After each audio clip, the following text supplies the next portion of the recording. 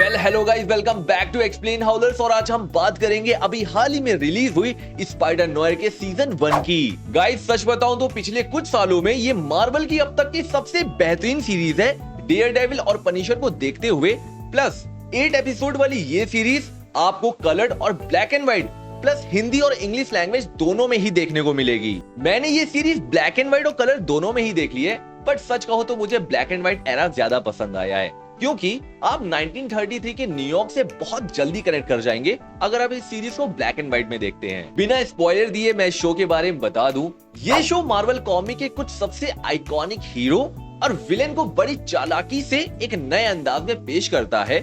जहां हमारे Nicolas Cage इस शो में एक प्राइवेट जासूस हैं, जिनका असली नाम बेन रेली है। 1933 तक न्यूयॉर्क शहर में सिर्फ एक ही सुपर हीरो हुआ करता था, हमारे दी स्पाइडर, और उन्हें शराबबंदी के दौर के जासूस और बड़ी बड़ी गैंगस्टरों के साथ भिड़ते हुए दिखाया गया है। शो शुरू होने से पहले दी स्पाइडर, जिसकी असली पहचान प्राइवेट जासूस बेन रेली है, उसका 5 सालों से कोई अता पता नहीं है। ये शो आपको वर्ल्ड वॉर 2 के जमाने में भी लेकर जाएगा, जहां आप निकोलस केज का पास्ट महसूस करेंगे और ये देखेंगे कि उसने किस अपने को खोया है और जिसकी वजह से वो सबसे ज्यादा डिप्रेशन में है। बेन रेली के पास सुपर पावर तो है, लेकिन वो उनका इस्तेमाल नहीं करना चाहता। और क्यों नहीं करना चाहता, इसका रीजन भी आपको इस शो के अंदर ही मिलेगा। और जैसे ही इस शो के most powerful 4 villain Sandman, megawatt, Tom stone और फायर बिल्डर शहर में अचानक से एक रहस्यमय ढंग से प्रकट हो जाते हैं, वो लोग स्पाइडर नोयर को अपनी पावर और अपना सूट पहनने के लिए मजबूर कर देते हैं। लेकिन ये बात बेन रेली अच्छे से समझ गया है कि केवल वही है जो इन चारों को शहर में तबाही मचाने से रोक सकता है। लेकिन आगे बेन को अपनी इन्वेस्टिगेशन से ये भी पता चलता है कि ये चारों लोग शहर के सबसे पावरफुल माफिया सिल्वर मैन के साथ जुड़े हुए हैं। और आगे वो सिल्वर मैन के नाइट क्लब में काम करने वाली सिंगर कैट हार्डी से भी उलझ जाता है। बेन रेली जितना ज्यादा दूसरों के मामलों में टांग अड़ाता है, उतना ही ज्यादा मुसीबत में फंसता चला जाता है और उतना ही उसे अपने अंदर की लड़ाई से भी जूझना पड़ता है, जो इस दौरान इन्वेस्टिगेशन करने पर उसे अपने पास्ट की बार बार याद दिलाता रहता है। ऑस्कर विनर रह चुके निकोलस केज को इस शो में मेलोड्रामा से लेकर कॉमेडी,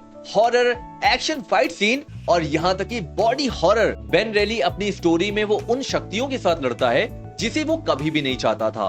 वो नहीं चाहता था कि मैं एक सुपर हीरो बनूं, और वो एक दावा करता है कि वो अपनी पावर का सिर्फ एंटरटेनमेंट के लिए इस्तेमाल करता है, न कि किसी भी तरीके का मसीहा बनने के लिए। और जब बेन को अपनी पावर खोने का मौका मिलता है तो वो उसे खुशी खुशी एक्सेप्ट भी कर लेता है। वो कहता है with no power comes no responsibility. मतलब ये स्पाइडरमैन की पूरी आइकॉनिक लाइन को ही चेंज कर देता है। लेकिन अफसोस, न्यूयॉर्क शहर को हमेशा किसी न किसी स्पाइडरमैन की तो जरूरत पड़ेगी ही जो उसकी रक्षा कर सके। ये शो मार्वल की उन सभी सीरीज से बिल्कुल हटकर है जो अभी तक आपने देख रखी है। और मैं ये आपको कहना चाहूंगा कि सबसे पहले ये शो आप ब्लैक एंड व्हाइट में ही देखना, ताकि आप इस सीरीज के एटमॉस्फेयर और इसकी सीरियसनेस में डूब सके। स्पाइडर नोयर अपनी एक अलग पहचान बनाने में कामयाब रही है और इसका पूरा क्रेडिट निकोलस केज की शानदार एक्टिंग को जाता है। और ये सीरीज आम सुपर हीरो वाली फिल्मों से काफी हटकर है। हालांकि मुझे ये लगता है कि इस पूरी सीरीज को देखने के बाद ये सीरीज 7 एपिसोड में कंप्लीट की जा सकती थी। 8 एपिसोड की कोई जरूरत थी नहीं वैसे।